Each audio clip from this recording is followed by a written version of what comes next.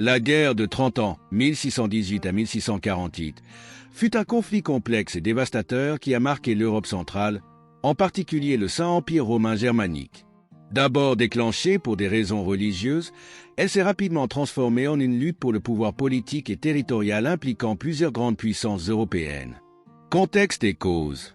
La guerre a débuté avec la défenestration de Prague en 1618, un incident où des représentants de la noblesse protestante jetèrent des émissaires catholiques par une fenêtre, marquant le début de la révolte des États protestants de Bohême contre l'empereur catholique Ferdinand II. Les tensions entre les factions catholiques et protestantes, exacerbées par la montée du calvinisme, ont alimenté ce conflit initial. Les phases du conflit. Phase Bohême, 1618 à 1625.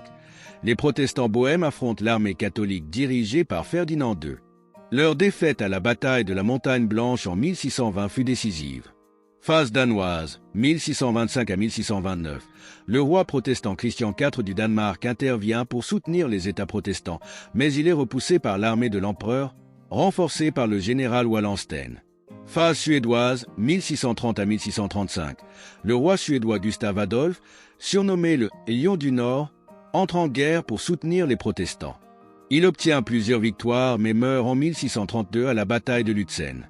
Phase franco-suédoise 1635 à 1648. La France catholique, sous le cardinal Richelieu, s'allie paradoxalement aux puissances protestantes pour affaiblir les Habsbourg. Cette phase marque l'internationalisation totale de la guerre. Conséquences. Le conflit s'achève avec la signature des traités de Westphalie en 1648, qui redéfinissent la carte politique et religieuse de l'Europe. Les traités renforcent la souveraineté des États du Saint-Empire, permettant aux princes de choisir la religion de leur territoire, catholicisme, luthéranisme ou calvinisme. La France émerge comme la grande puissance européenne, tandis que l'Espagne et les Habsbourg voient leur influence décliner. Bilan.